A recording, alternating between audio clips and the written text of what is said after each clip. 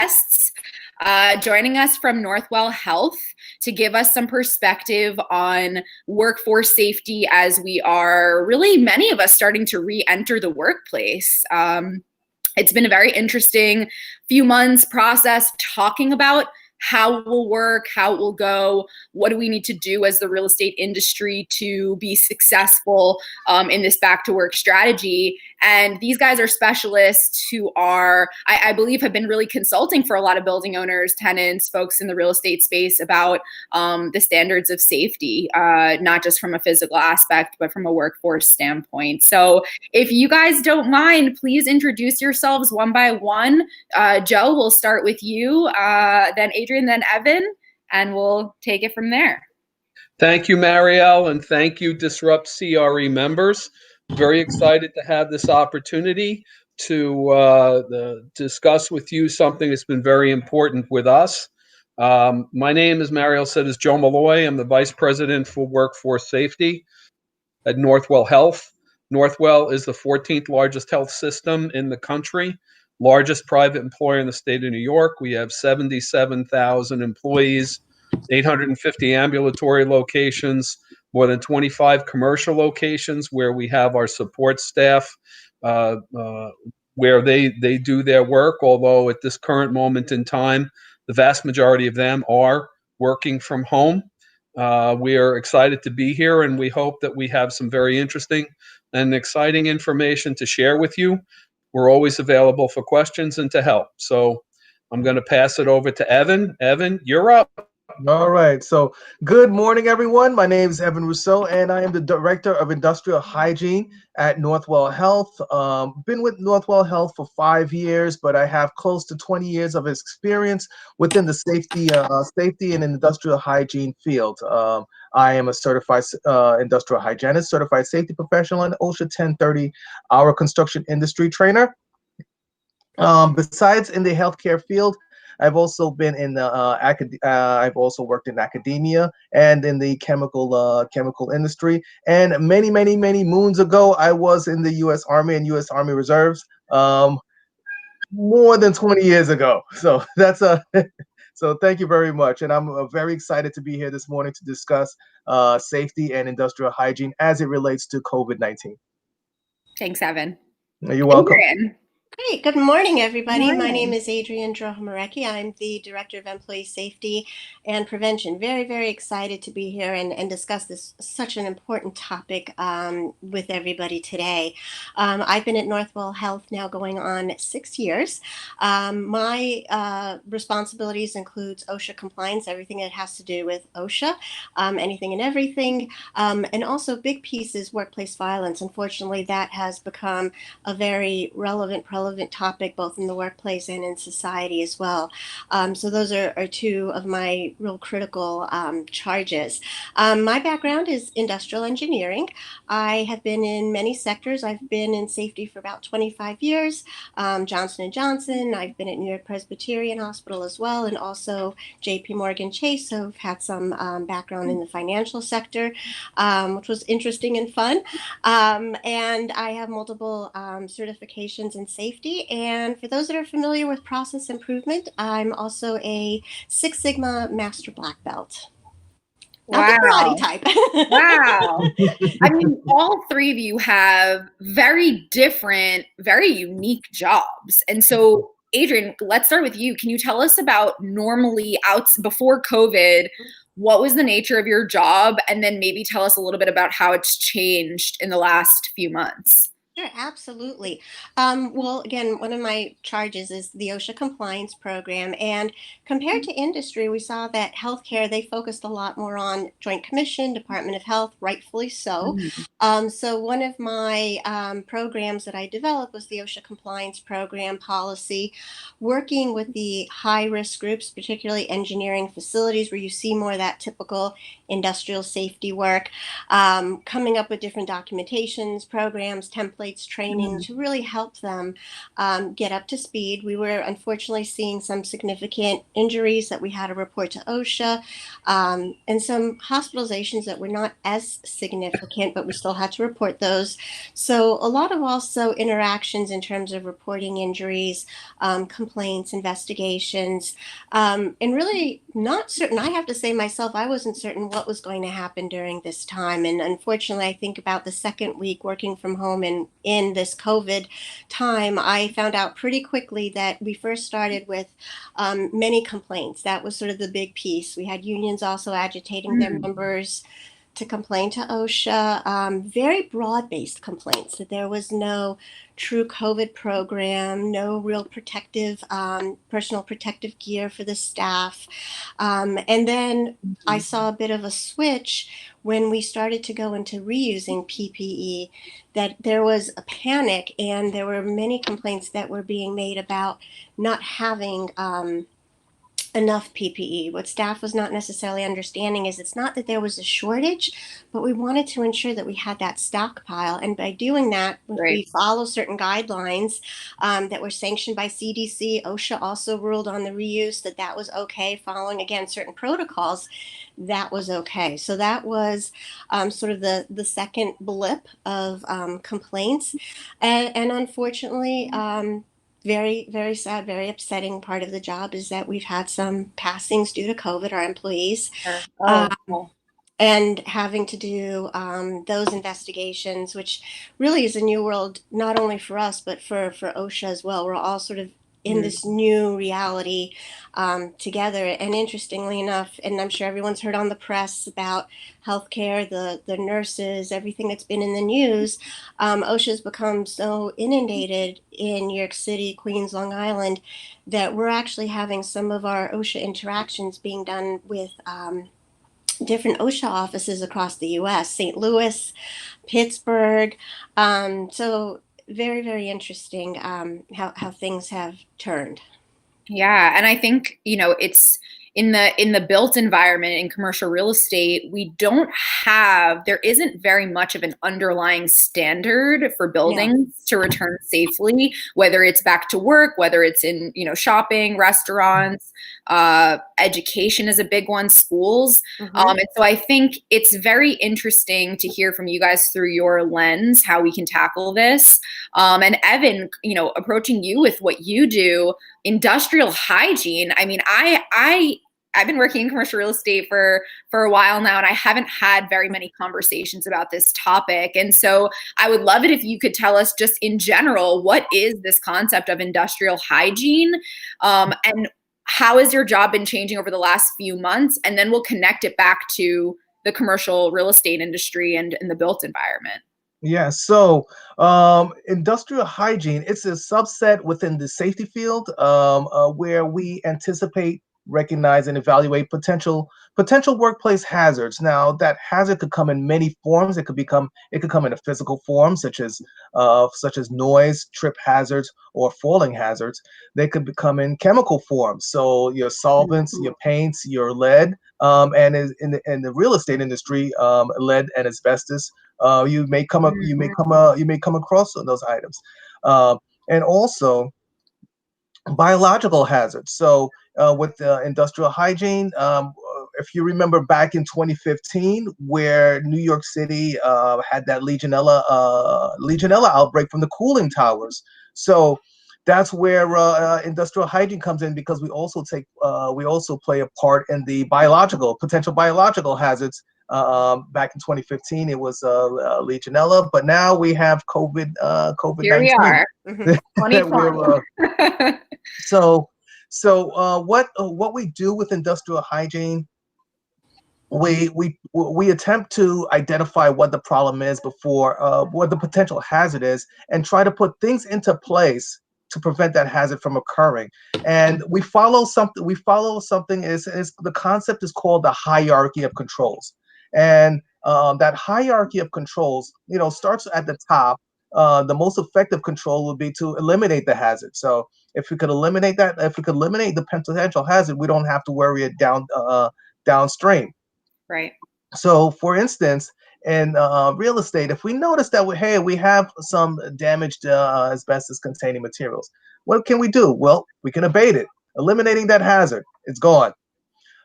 Next is substitution. So, say if we can't eliminate a hazard, but we could substitute it with something that's less hazardous. For example, I'm going to bring up asbestos again, but say, hey, we eliminate the asbestos, but we still need to insulate. So we still need some type of insulation material. Fiberglass. We'll put a fiberglass, a lot less hazardous than the asbestos-containing materials. Next on that hierarchy, and as I go down that hierarchy, these methods become less and less effective. So next would be your engineering controls, where we would speak of ventilation, making sure we're getting sufficient air ventilation into the space. If it's a noise hazard, can we isolate the noise? Can we put a box around the noise generating equipment? Can we separate it with some distance? Those things, those engineering controls that do not require human behavior or human interaction to provide that type of safety margin. Next would be administrative controls. So, and your administrative controls would be changes in your work practices. So, again, changing process flows, changing shifts, changing the amount of time an individual isn't within an area would be a form of control. And lastly, would be your personal protective equipment. And these, as it relates to COVID-19, we're talking about N95 respirators. We're talking about gowns. We're talking about face shields and gloves. Where personal protective equipment is at the bottom of that hierarchy, because it really depends on the person using the equipment, using it properly, using it consistently, and making sure that they're inspecting that piece of equipment. And when you have that personal protective equipment on, the hazard is still there. The hazard hasn't disappeared. So, and that's the principle that we as industrial hygienists follow when we do our workplace assessments. So, previously, before COVID-19, most of what I did at Northwell, again, we followed that hierarchy, but it was for different hazards. We did it for our boiler rooms. As you know, hospitals have these very large boiler rooms, and some of these boiler rooms 30, 40 years old, and they're quite noisy. Sure. So we have to evaluate to making sure that we don't have excessive noise exposure, and making sure that we protect our personnel there from hearing loss. We also develop many training modules for these individuals and across a range of specialties within the health system to again provide that OSHA mandated training, and also to make sure that we are protecting our staff members. And lastly, we've done quite a few indoor air quality assessments. So in the real estate real estate area, you walk into a space and you say something doesn't smell right, something doesn't feel right here. There's some water damaged materials. So we also do those type of assessments and make those recommendations for corrective actions. Evan, you do a few things. Well, it's not just me. Just a few. It's not just me. There's a team. No, there's a team of individuals. I get it. There's a team. I think from somebody who doesn't hear about a job like industrial hygiene often, I would not think that it was so involved in terms of, I wouldn't think that it touched so many aspects of a built environment to the extent that it does. I think that when I think of a commercial building, things like air quality, things like just utility functionality, noise elimination, these are all, and that's just a few of the ones that you named. Each one of those aspects of the built environment usually has like specialists, dedicated to that specific thing. And the fact that you have this broad range of knowledge and kind of are active in so many different kinds of situations, whether it's a hospital or medical environment or commercial building, you really see so much, and you're able to learn and adapt therefore for times of crisis like in COVID. And I think it's extremely, extremely interesting. And I am dying to know about the technology that you use in any of these aspects, if there are technologies that help you guys do your job better. But I won't ask that quite yet, because I think we'll spend a little bit of time on that, because I think each of you guys probably are using technology in some way, probably very different. But let's hear from Joe. I want to hear about what your job is normally and how has it changed during this time of COVID. So thank you, Marielle. I think my role as department head is to coordinate all of the different divisions within my department. So we deal with workers' compensation, with medical case management for employees who've been injured on the job. We have 8 RN case managers who are on the team, and we do actually very, very successful return to work program, getting people back to work sooner or in transitional assignments when they're not yet fully healed, fully recovered from their injuries.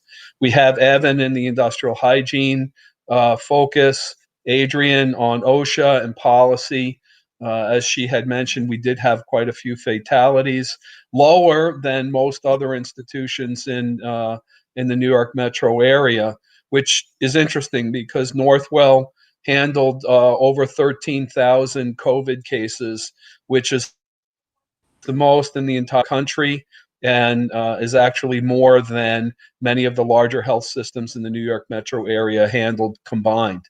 So we're down now to under 300 patients in the hospital with the COVID virus, and that's very much how the function changed. Is now not only did we have to maintain our daily operations of people who were getting injured, slips, trips, and falls, patient handling injuries, and things like that.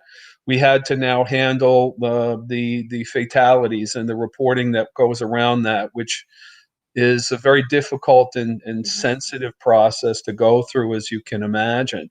But in addition to that, for example, Adrian had mentioned about personal protective equipment. Evan did also. And Northwell was in a very, very good position in terms of our stockpile of personal protective equipment and our ability to rally our vendors to make sure that we didn't run out. But part of that meant that we were getting masks that we didn't previously had in stock. And one of the things that you have to do with the N95 mask is something called fit testing. So all of a sudden, we had to go out and fit test anybody who needed a mask for patient contact. So in a matter of about 3.5 weeks, we fit tested almost 40,000 employees. That was an enormous lift. And wow. To do some of that, for example, you need a hood that you put over the person to see if they smell certain aromas when you do the fit testing. Well, you could neither buy nor find enough hoods. So Paul Power, Wow. who's AVP, reached out to the canvas manufacturers on the South Shore of Long Island and had them make hundreds of these hoods that we could then use to fit test. And I don't think anybody even heard about that. Everyone's talking about the masks, and this is, back when it was first unraveling, but even now I haven't heard anything about. Yeah. It was an amazing accomplishment. Wow. And there's a substance that you spray that you want to make sure that you can't smell through the mask.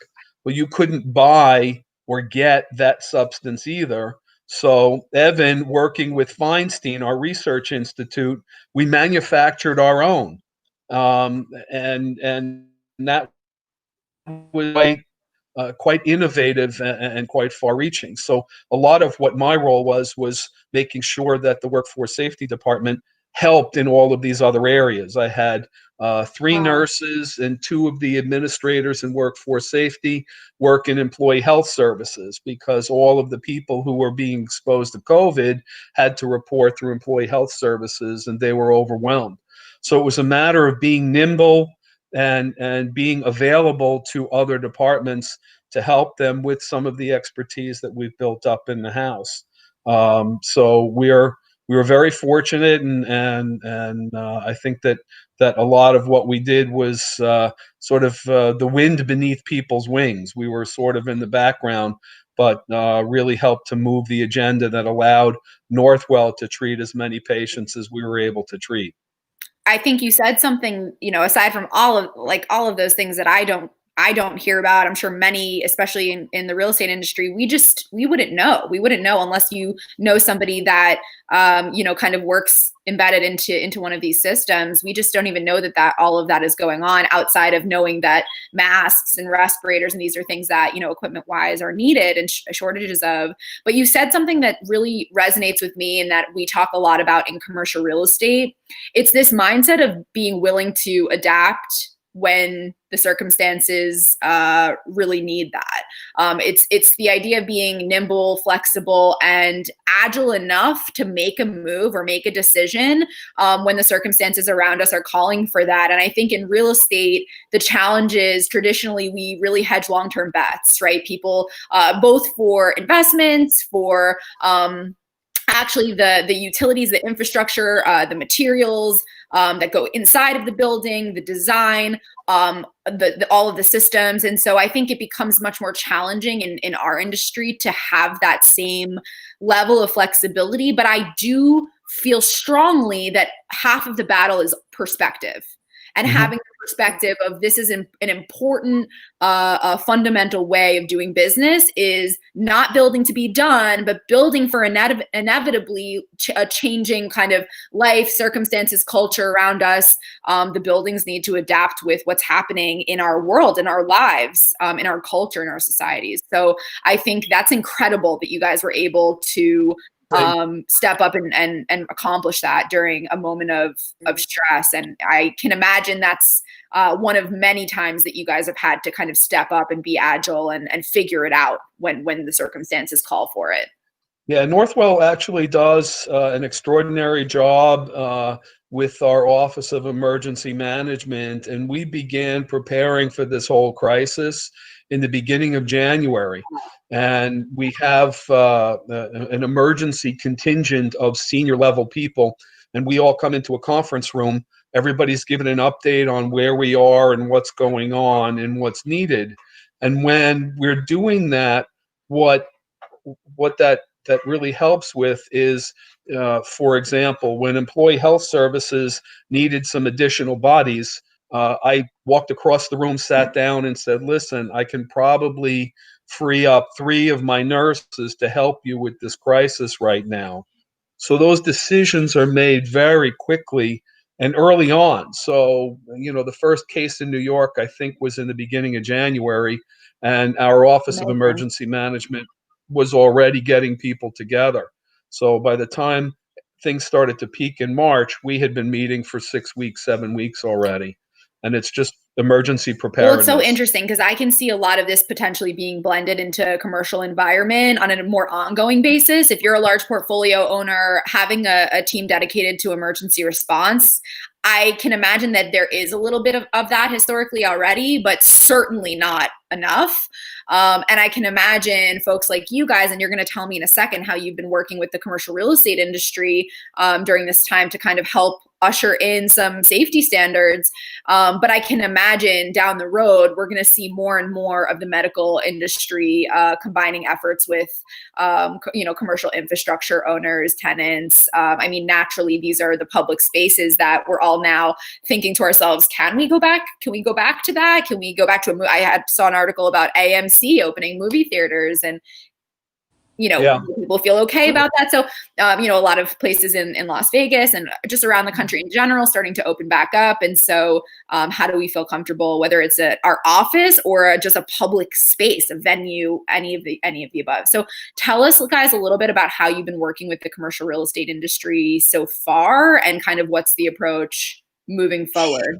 Sure. So I'm going to start that off and then pass it to Evan. But okay. We've put together what we call the return to work assessment, for lack of a better name.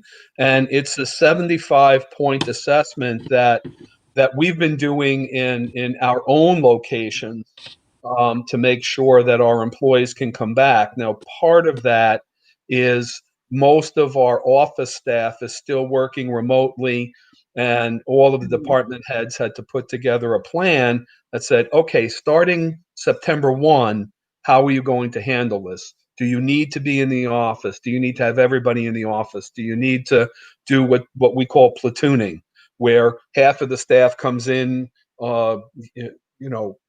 Monday, Wednesday, Friday, and the other half comes in Tuesday, Thursday, and then the following week they swap around. All sorts of items like that. But this assessment that we do is part of a team that includes the industrial hygiene piece, it includes the Osha piece, it includes clinical, it includes employee health services. Probably half of the workforce safety team has been involved in one way, shape, or form, and it's a great process to go through that you can tap into the expertise that we've developed over the past 4 or 5 months in order to do that. So I want to pass it to Evan so Evan can talk about some of the specifics that are in that assessment. Yeah, so just to let you know that we do have our own real estate department, a real estate group within Northwell. So we did work closely with them in developing this assessment tool. This assessment tool really was a multidisciplinary approach to creating this this tool. Like Joe said, we had input from employee health, infection prevention, engineering, safety, industrial hygiene, infection prevention, all working together to get this document created. So we take a look into aspects such as the physical, just the physical environment. What's the layout? What's the layout of the location? Looking at what type of ventilation do we have, and what modifications can we make to that ventilation system, within system capabilities. We're not talking about getting it. We're not saying to get a new improved HVAC system, but within the existing capabilities, what can we do? So can we upgrade the type of filters? Can we increase the supply of air? Usually in real estate, you have nighttime setbacks where when the building is not occupied, you run the system, you run the HVAC system a little bit lower, right? Where you can conserve energy. But one of our recommendations are forget about that nighttime setback. Continue running it as if it were occupied. That way, you dilute any potential materials in the air, reducing the risk from exposure. Also, and this came up fairly recently. We got this from one of our colleagues about Legionella, because buildings with cooling towers, and if these buildings have not been occupied and the cooling tower is not maintained, have they been serviced according to the New York City and New York State laws governing the cooling tower? So that's another part of the assessment that we're asking about. Another piece, workflow, personnel. What's the workflow? How many people do you have? Where what are their actual job functions? With phase 2 coming, for most of New York State is within phase 2, and with offices and real estate, one of the requirements are 50% occupation. You can't have more than half your staff within the occupied space. New York State, and within the presentation, I do have a link so that you guys can have that information. There's yes, so there is specific information regarding the real estate industry, a real actionable data. Amazing. Yes, it's actually very good. It's actionable data. It's science-based data, that actions that you can take to reduce the risk for COVID exposure. So one of them was occupancy of less than 50%. Buildings with elevators. One of the recommendations are the elevator have one individual, or or 50% occupancy, but individuals would have to wear a face covering as they travel within the elevators. Seems doable enough. Yes, high touch items, door handles, Elevator buttons. elevator, yes, elevator buttons, Yeah. yes. So, you know, they're recommending frequency of cleaning be upgraded, making sure that the cleaning agent is EPA approved for COVID-19. So it's not just cleaning; it's actually the cleaning materials that need to be specific for this time. Yes, yes. So your elevator buttons. So we're also recommending where applicable touch-free devices. So your bathroom faucets, your sinks, where you have your motion sensors that will automatically turn on and turn off. Light switches, same thing. Motion detection. So again, reducing the risk of touching something Right. where it needs be. So. You know, I haven't seen this yet, but say you're in an elevator, like your Alexa, you say, "Hey Alexa, take me to the 11th floor." So that's something I haven't seen that yet, but that's an idea. Well, we do have a lot of dispatch elevators already in commercial buildings in New York City, which is really, thankfully, so that people don't have to be touching the elevator as much, and it's all controlled by, let's say it's the security guard, it could be the community manager, the building manager, whoever it is, as you're arriving. And I can imagine those building owners who made that decision are probably patting themselves on the back right now. Yes. It is cool. We do have a lot of technology that is available to help make these things as touch-free as possible. Even contactless entry, we've seen with companies like OpenPath and others who, kind of remotely will open a door, whether it's with motion or some sort of like QR code or security code. Maybe it's even biometrics and maybe not facial recognition. I always have a lot of strong feelings, like I'm sure many do, but could be something we see coming. So with that, there's also again and this is specific to the real estate not only real estate but within the real estate industry guidelines. Some type of screening for your employees as they come as they come to work. So whether it's paper-based, whether it's some kind of electronic-based contact tracing, but some way of determining, hey, am I feeling sick today? Am I well today? So some type of symptom checking to make sure that you're not bringing in employees who are not feeling well into the space. So right. So some of our locations have cameras that are temperature sensing cameras, depending on the volume of the space. We have these cameras that will flag individuals. They'll say, "Hey, this person is above 100 degrees Fahrenheit. Let's flag them and see what's going on here." So and that's essentially programmed to alert whoever is determined, whether it's if it's a commercial office building, it might be a security guard, it might be exactly. Maybe we will start to see, and we talked about this a couple of weeks ago on this stream, maybe we will start to see medical professionals assigned to build or like being hired by buildings to be a point of contact or really it's just that point of contact, right? Because you're not all of a sudden going to have building personnel, trained to do these certain functions that really you guys are training your staff to be able to handle from a medical facility standpoint. So I could see, what do you guys think about that blend potentially of real estate with some sort of medical? So it's interesting, and I'm really not trying to make this a commercial for Northwell, but we can actually provide some of those services, including the ability, for example, if an employee is ill and needs to call a nurse line, we have a 24/7, 365 nurse line that's available. This technology we've implemented in a few of our hospitals already, where there's a scan. It's not facial recognition. It can scan as many as 16 people in 0.3 of a second, and it flags somebody who might be 100 and above. Wow. And then that person needs to go to another process, and that could be somebody who actually takes their temperature. We're putting the final touches on an app that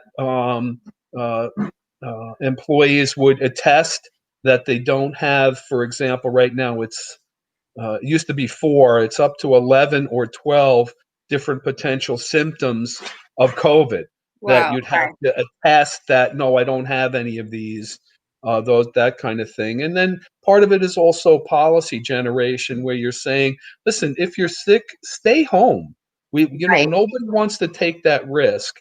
And I think that, Americans in general are more likely to come in if they're feeling a little bit off. They'll come in, I'll be all right by the end of the day, I'll take it easy, I'll leave early, what have you, as opposed to you're really sick with the flu and you can't move, so that's when you don't go in. Right. Right.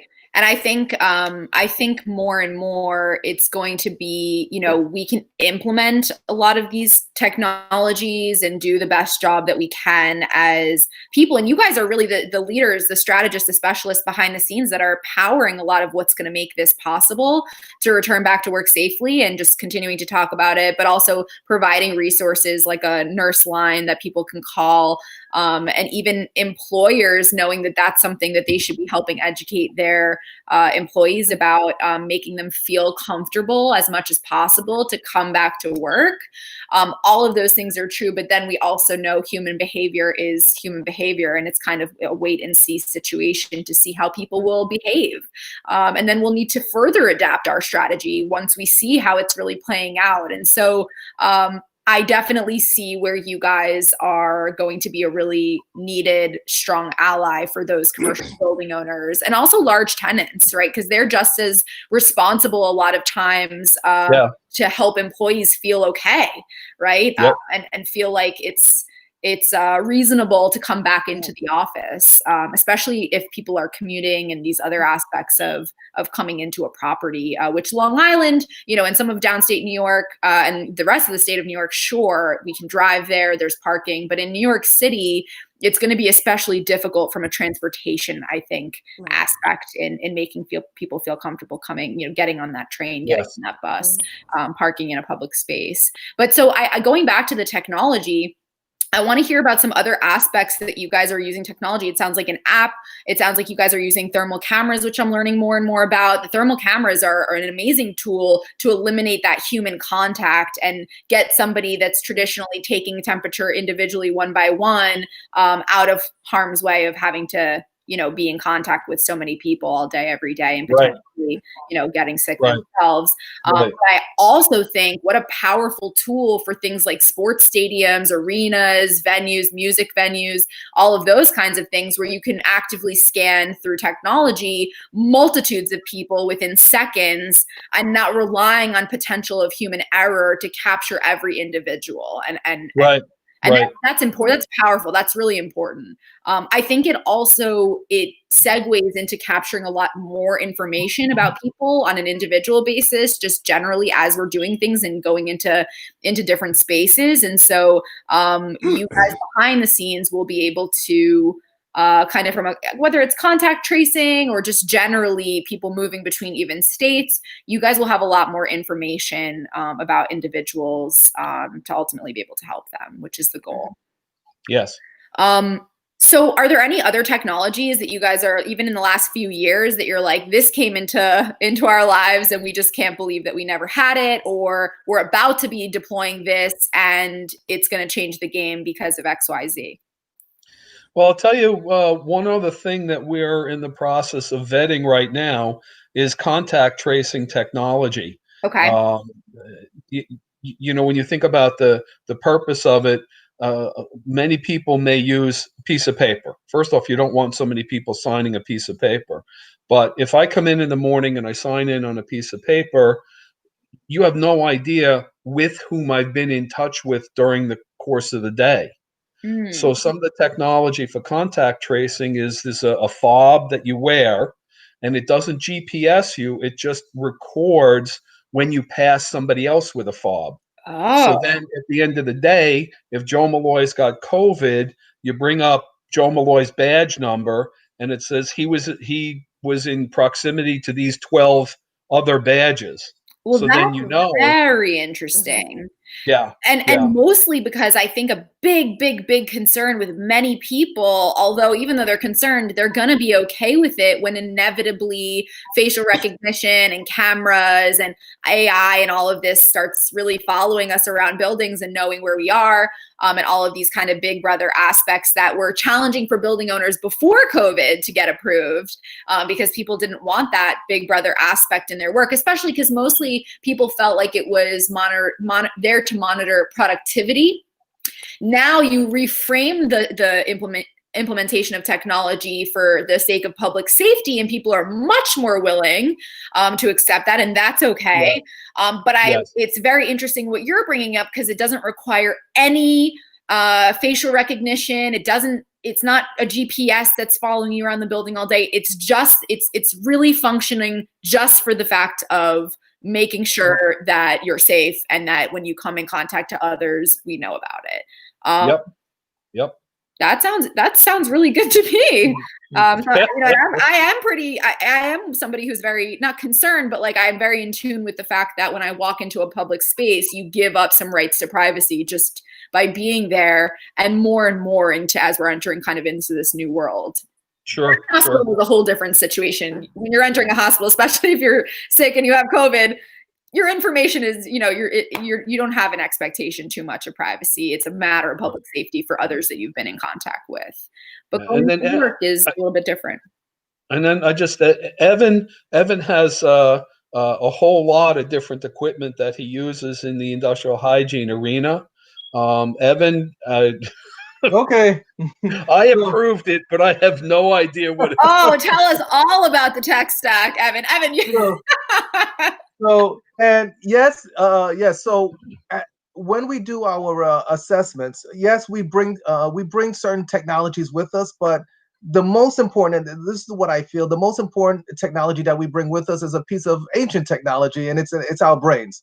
And the senses that we bring to the assessment. I'm sorry, Joe, I had to make you spend $20,000, but it's coming out. All coming out now. That's all right.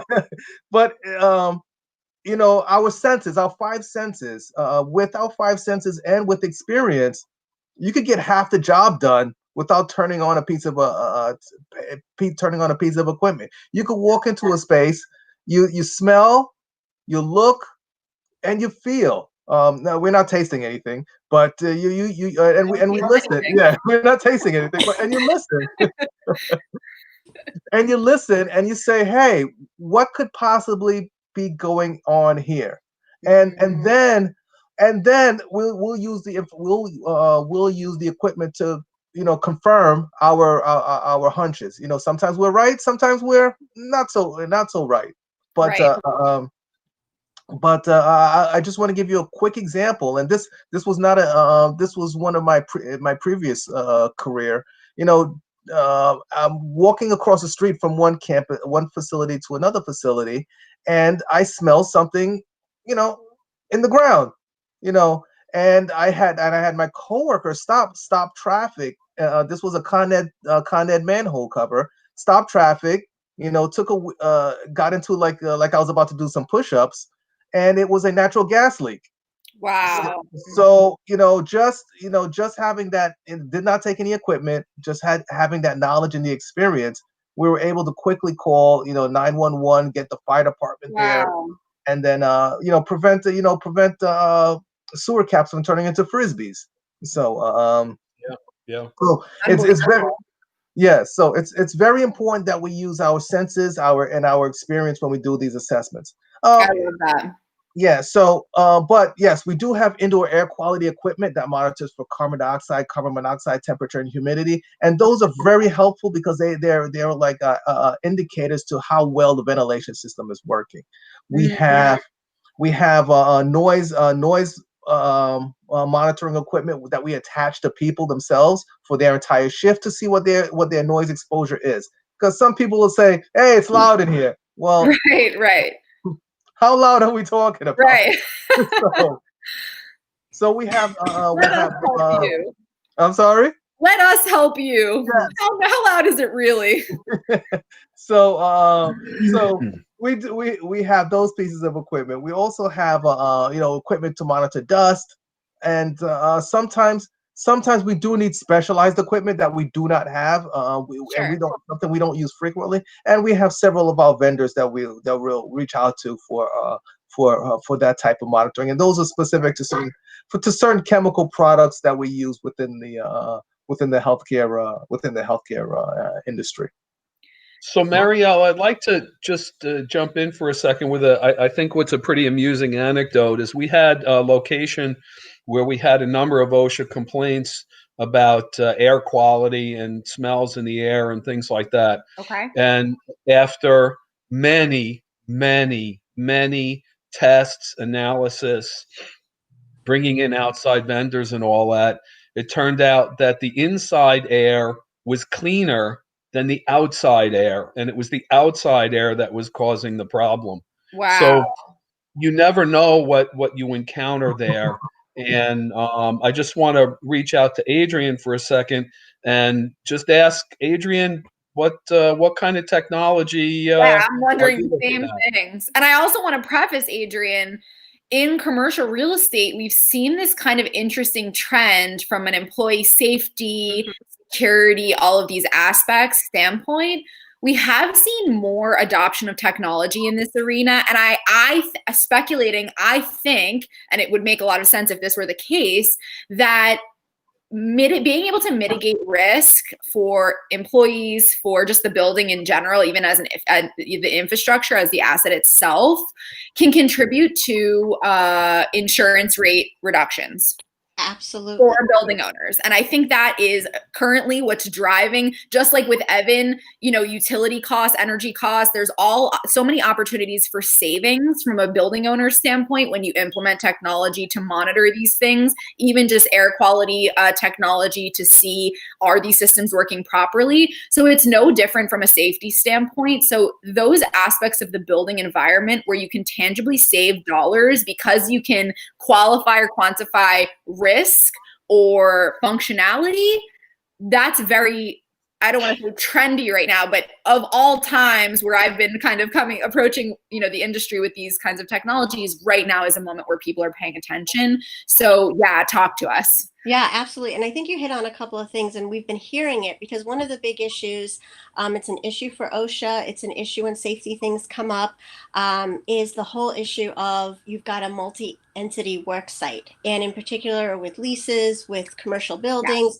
there are a lot of questions. I'm leasing certain areas. My employees are in this area. However, I'm not responsible necessarily for some of the things that we talked about, the ventilation, the HVAC, who's actually responsible for that.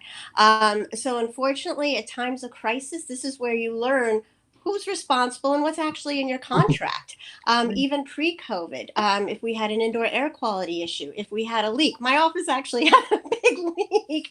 So that was very interesting, and what we kind of learned the hard way about, and just negotiating. When we've had these OSHA complaints, we've actually had to go to real estate, to legal, and pull out the contracts, pull out the leases, and see who's responsible for what. And again, the devil is in the details, because some cases we saw leases that were really well written in terms of safety. Who's responsible for what? What is the process?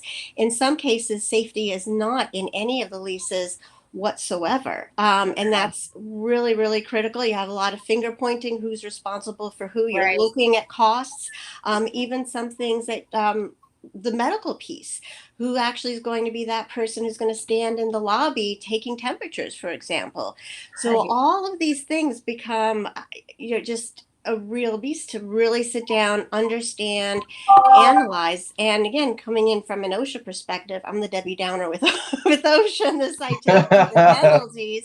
They're going to look at everybody. They're going to say, you have your employees in an unsafe place. You didn't do enough. Okay, you have the lease. You're the owner of the building. You didn't do enough. But everyone is shared in terms of culpability, etc. And I think it's so important now to understand the contracts, understand what's in there, what's not in there, and being able to really establish a good safety program, not just for COVID, but again, there are a lot of pieces to a good office environment, to a good commercial program that is really, really essential. So that's key. Yeah. So, and if you're going into negotiations, make sure that's something that you're looking COVID at. is just lifting the veil on this. Exactly, it's an opportunity to reevaluate some of these things so that we're not caught in the future. Yep. And I've been in situations, again, a lot of it came from OSHA complaints, where we're leasing buildings where we've got their lawyers and we've got our lawyers on one side, and we're trying to negotiate and figure out certain things. So it's better to be proactive in understanding that and building that program so that it's clear and there's not any obstacles about finger pointing, who's responsible, who's holding the bucket. So even in my office, where there was the water leak, we found out we couldn't do anything without their approval. So they actually had to approve the vendor, approve what was going on, even though we were willing to pay for it. So the nuances are absolutely astounding. And again, OSHA's going to say, this is all your fault. It's not just the owner of the building. You all have a piece of this. And the other thing that's been interesting, where OSHA is really reversed, and something to keep in mind as well, is the work relatedness, particularly in an office environment. Previously, OSHA, there's been no real precedence for this. And in the past, when you've had flus or you have cold and you have clusters in the office, OSHA has said, it maybe you got passed at work. We don't know. You could have gotten it at home. You could have gotten it anywhere. And one would think, well, COVID's somewhat similar, right? It's prevalent everywhere.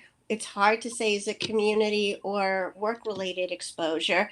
But OSHA was not going to give a pass for this. They did not feel that it could do that similar type of an exemption. And what's very interesting is they even went a notch above.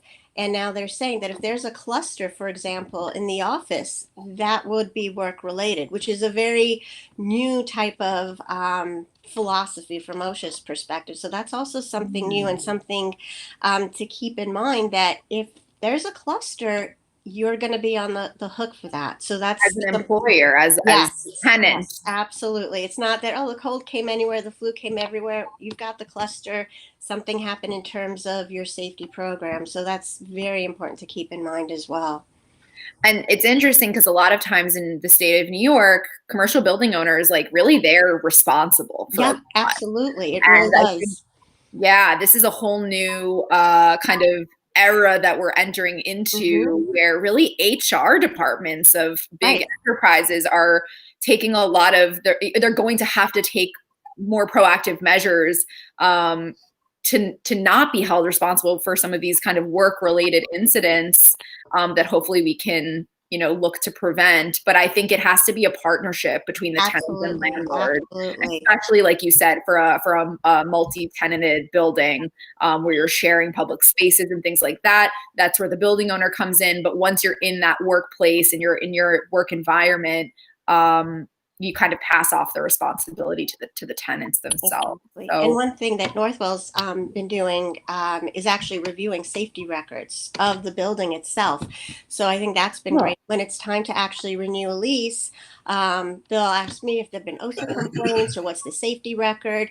And not only from Northwell, but if there are other tenants, we can actually go on the OSHA website and see if there have been other complaints from the other tenants as well. Wow. So that's actually now part of the process, which I'm so excited about, that's a piece that's reviewed and their response in terms of safety and whether or not the lease will be renewed or there'll be some caveats in the lease going forward. So that's pretty so interesting, Adrienne. Yeah. I'm glad you brought that up, because I hadn't heard about that, and I think that's incredibly interesting, and it even brings a lot more, even another level of interest in this moment where landlords to an extent are going to be desperate for leases, but is it worth taking that leap? Exactly. If you can say, well, this is not really a responsible tenant health-wise, and are they going to comply? Because it really is a partnership at this point. It has to be. Absolutely.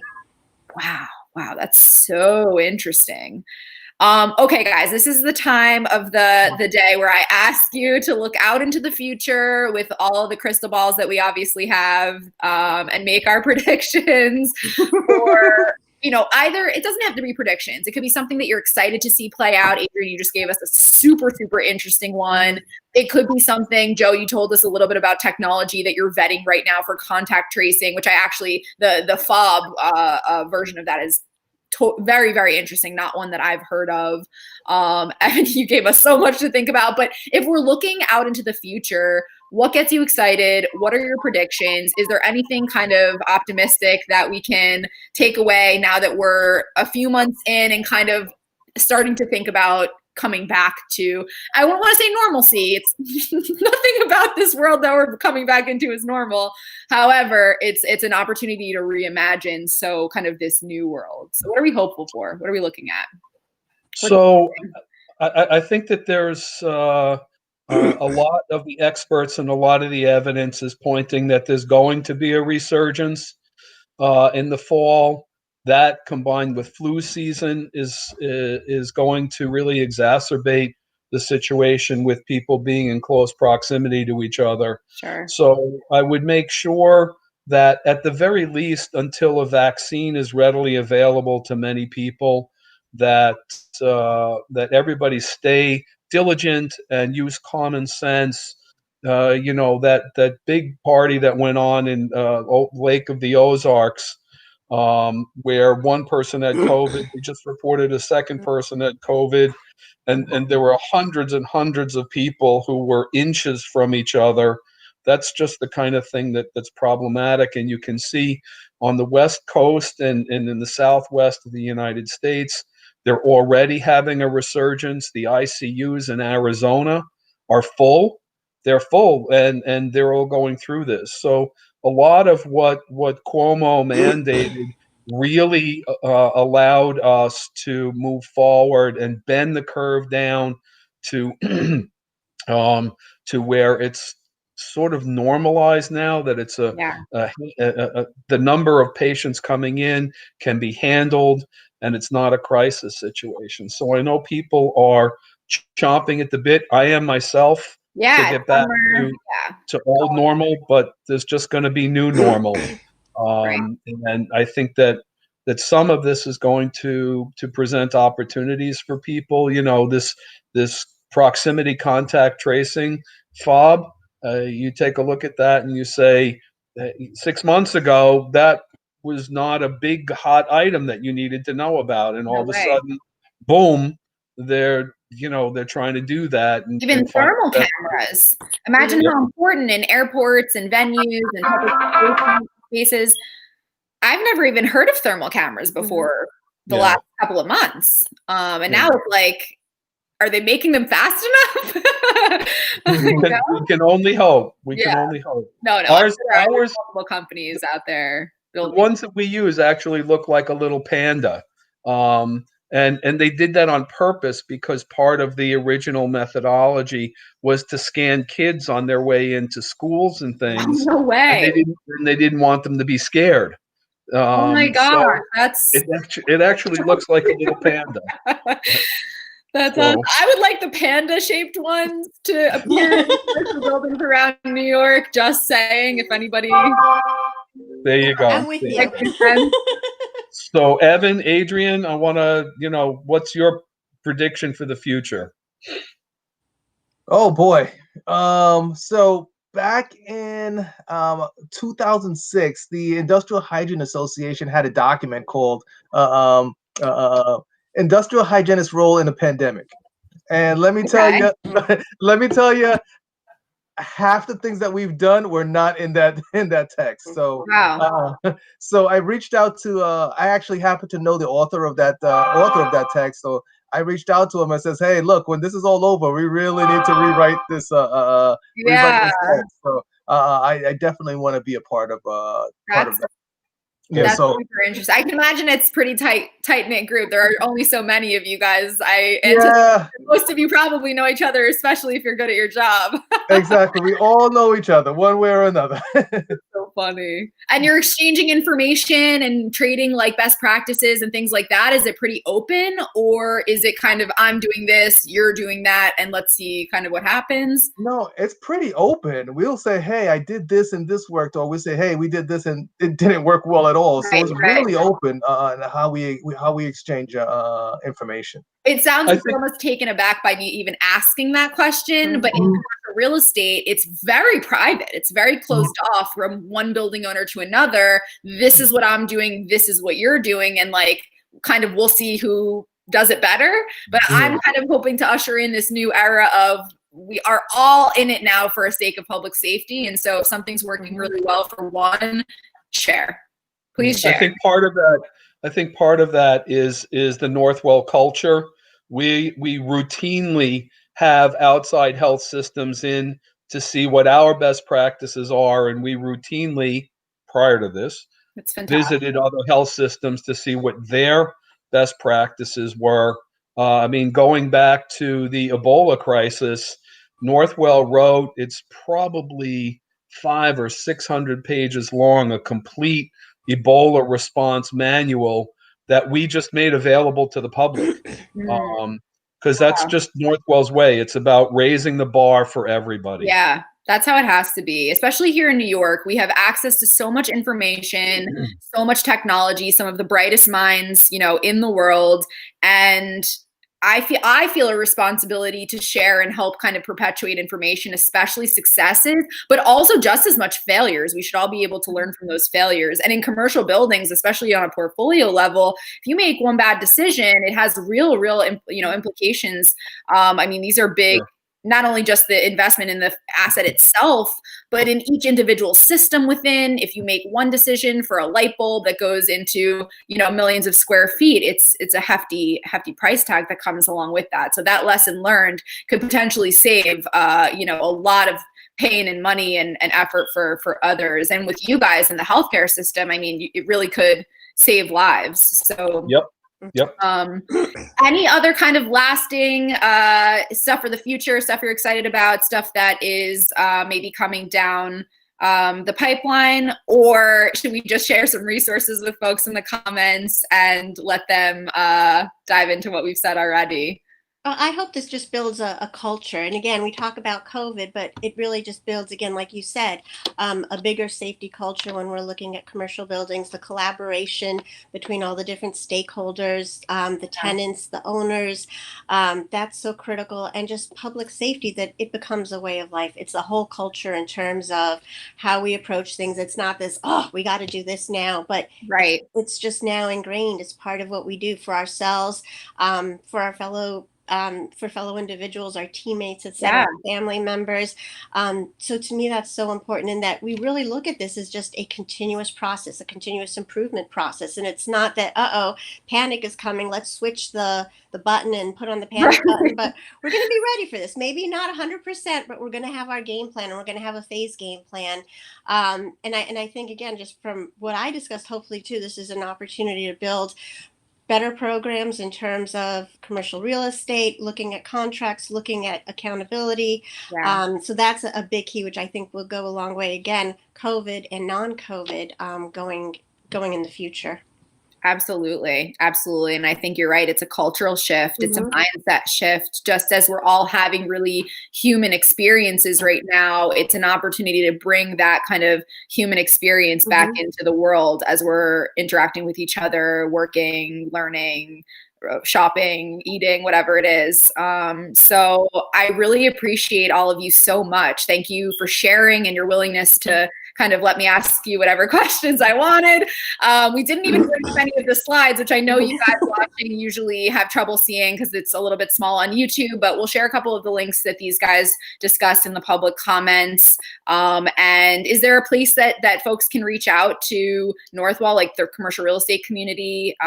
Is there any place that we should be directing them to seek advice, seek this, hotline that you mentioned? You can reach out, have them reach out to me, and then wherever that goes, I can direct it either within workforce safety or within Northwell. Okay. So best way we'll share publicly in the link in the comments then. Okay, awesome. Great. Thank you guys. Really, I appreciate it. And I know all of our folks who watched today and that will watch in the coming weeks will really, really appreciate it. So have a great Friday, everybody, and we will see you next